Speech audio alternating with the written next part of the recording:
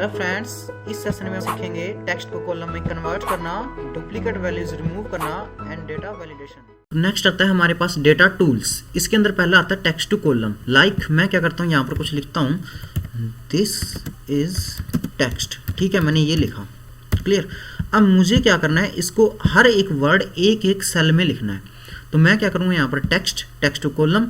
अब यहाँ पर आपके पास पहला आता है फिक्स्ड विड्थ, ठीक है। दूसरा है आपके पास डेलिमिटेड। अब मुझे फिक्स्ड विड्थ में क्या करना है, मैं नेक्स्ट करता हूं तो आपके सामने एरो दिखाई देगी।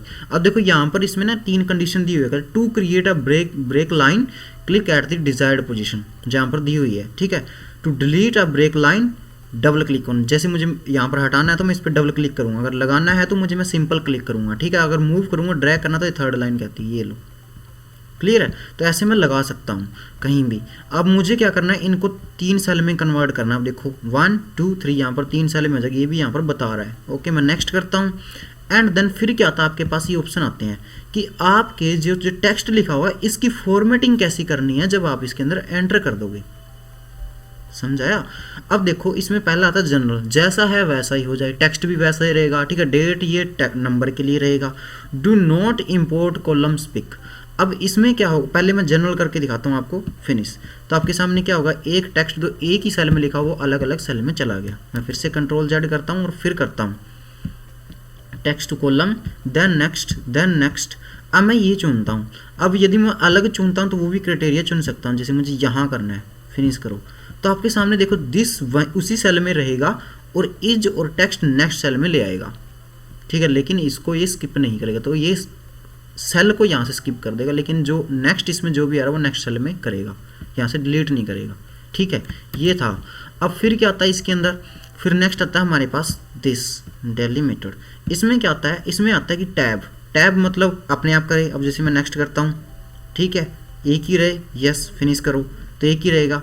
फिर क्या आता है इसी के अंदर आता है आपके ऑप्शन आते हैं कि आपको सेपरेट कैसे कैसे करने हैं। ये अब देखो मैंने यहाँ पर स्पेस दिया हुआ है, तो मैं बता रहा हूँ कि जहाँ पर स्पेस है वहाँ पर सेपरेट कर दो भाई, तो ये सेपरेट कर देगा, ठीक है। आ गया ऑप्शन, नहीं ये देखो। अगर वहीं मैं क्या करता हूँ, यहाँ पर इसी सेल में मैं लगाता हूँ जैसे कोमा, ठीक है। अब यहाँ कोमा लगा, यहाँ मैं लगाता हूँ जैसे इन्वर्टेड कोमा, और यहाँ मैं जैसे एक और लिखता हूँ कुछ, यहाँ मैं एक और लगा देता हूँ, जैसे मैंने लगाया सेमीकोलन, ठीक है, ये लगाया। और चलो मैंने ये लगाया और स्पेस भी है, ठीक है। अब मैं जाता हूँ वहीं टेक्स्ट टू कॉलम, मैंने एक ही टेक्स्ट में सारे कर दिए हैं, नेक्स्ट। अब आपको किससे ही चुनना है कि आपको सेपरेट करना है जो टेक्स्ट। मैं स्पेस हटाता हूँ तो देखो हटा रहा है, ठीक है। अब स्पेस से नहीं करना आपको, जैसे सेमी कोलन से करना है, तो देखो सेमी कोलन जहाँ लगाओ वही टेक्स्ट क्या सेपरेट होगा, बाकी नहीं होगा, ये देखो, ठीक है। ओनली टेक्स्ट हुआ है, ओके।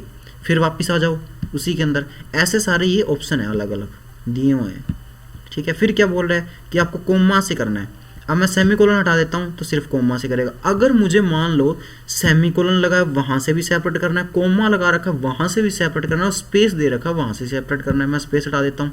अब यहाँ पर इनके बीच में खाली सेल आ जाएगा, ये से कॉलम। क्यों? क्योंकि यहाँ पर एक तो कोमा भी लगाया हुआ है, यहाँ से देखोगे, और एक सेमीकोलन भी है।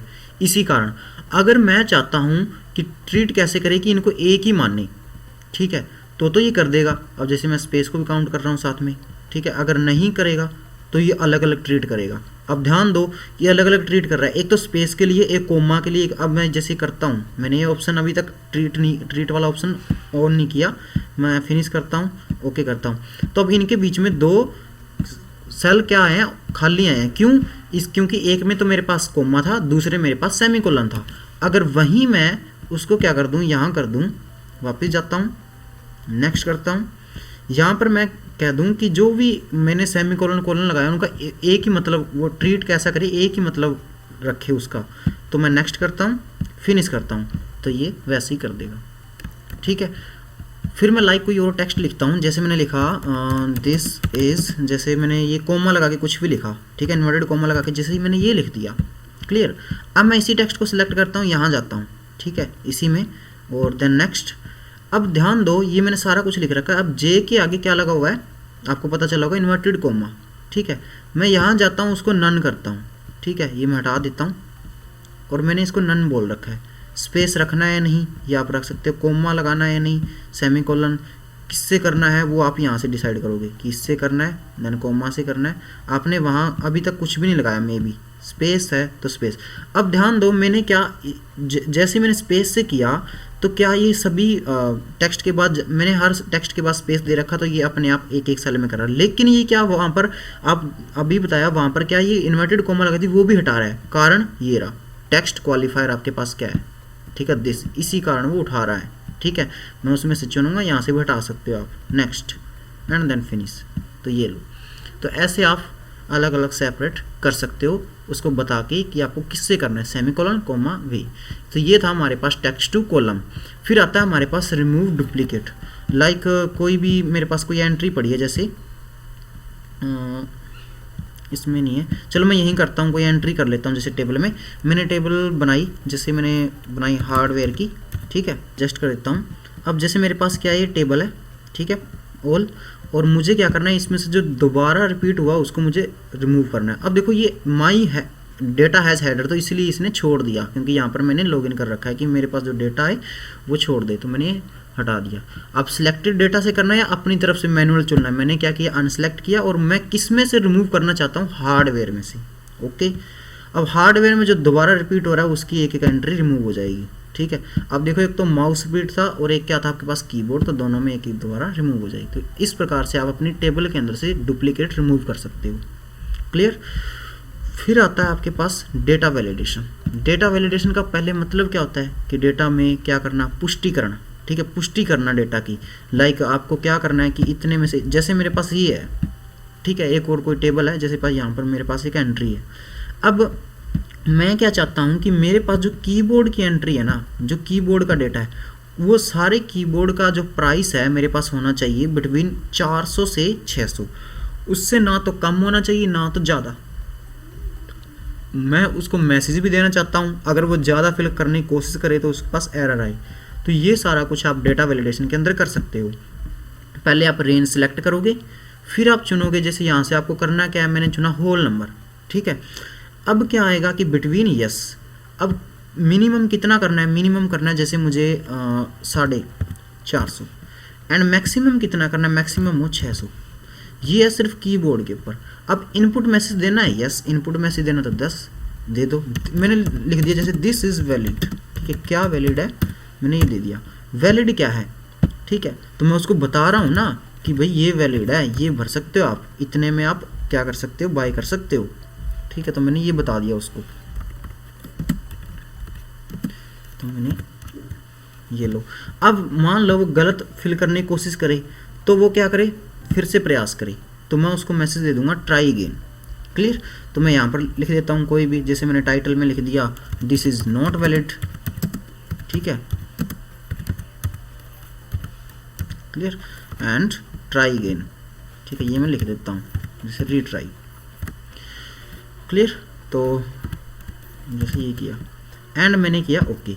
अब आपको सामने मैसेज आ रहा होगा, ठीक है, 450 और 600, ठीक है। अब जहाँ भी जाओगे तो अब मुझे क्या करना है, वो सर्कल करने हैं जहाँ जहाँ जो मेरे वैलिडेशन के अगेंस्ट है वैल्यूज़, तो मैं सर्कल कर देता हूँ। अब देखो यहाँ पर 3 जगह क्या है, मेरी वैल्यू रॉन्ग है, तो मैं यहाँ पर फिल करता हूँ, जैसे मैं करता हूँ 300, ठीक है, लाइक दिस। तो ये क्या आ रहा है, मेरे पास मैसेज आ रहा है कि this is not valid, retry. तो मुझे क्या करना पड़ेगा, 450 और 600 के बीच में ही फिल करना पड़ेगा। जैसे मैं क्या करता हूँ, ये करता हूँ, ठीक है, 400, तो ये रीट्राई, ठीक है। अब मैं क्या करता हूँ, ये करता हूँ, ठीक है, दिस, तो ये अपने अंदर ले लेगा। अब ये आता है, यहाँ आता है, तो ये भी गलत है। तो ऐसे आप अपने टेबल के अंदर वैलिडेशन लगा सकते हो, ठीक है। रिमूव करना सर्कल, यहाँ से रिमूव कर सकते हो, क्लियर, सर्कल, ठीक है। और आपको सभी जगह वैलिडेशन लगानी, जिसके ऊपर भी आपको वैलिडेशन लगानी है उसको सिलेक्ट करो। जैसे ये, इसको मैं सिलेक्ट करता हूँ, यहाँ पर जाता हूँ, वैलिडेशन पे जाता हूँ, और मुझे क्या लगानी है, वैलिडेशन लगानी है। तो यहाँ पर अब कैसी वैलिडेशन लगानी है वही आप चुन लो, ठीक है। तो वो आप वैलिडेशन लगा सकते हो। जैसे यहाँ पर वैलिडेशन कितने में से कितने में लगानी है, जैसे मुझे लगानी है 50 to 60, ठीक है, तो मैंने ये लगा दी 50 to 60। मैसेज देना है तो दे दो, क्या क्या मैं सीधा यहाँ पर इनपुट मैसेज दे रहा हूँ, क्या इनपुट मैसेज दे रहा हूँ, 50 to, ठीक है, 60। अगर वो गलत फिल करे तो बस एक मैसेज आ जाए रीट्राई, ठीक है। दोनों जगह मैंने रीट्राई कर दिया। क्लियर, ये लो एंड ओके। तो अब यहाँ पर भी 50 to 60 बता रहा है। अब जहाँ पर गलत है तो वहाँ पर सर्कल कर लो और रिमूव कर दो। ठीक है, दो जगह मैंने। अब वैलिडेशन मान लो हटानी हो, फिर से उसको सिलेक्ट करो। ठीक है, वापस वैलिडेशन में जाओगे, क्लियर वैलिडेशन कर देना आप। ठीक है, वैलिडेशन एंड क्लियर ऑल, ये लो। ठीक है, एंड ओके। और ऐसे ही यहाँ पर फिर से सिलेक्ट इट एंड वैलिडेशन में जाओगे आप, यहाँ पर फिर से क्लियर ऑल। ठीक है, तो ये आपकी क्या वैलिडेशन क्लियर हो जाएगी टेबल में से। तो इस प्रकार आप वैलिडेशन का यूज़ कर सकते हो। ठीक है, तो नेक्स्ट में हम स्टार्ट करेंगे consolidate and what if analysis. फिलहाल थैंक यू।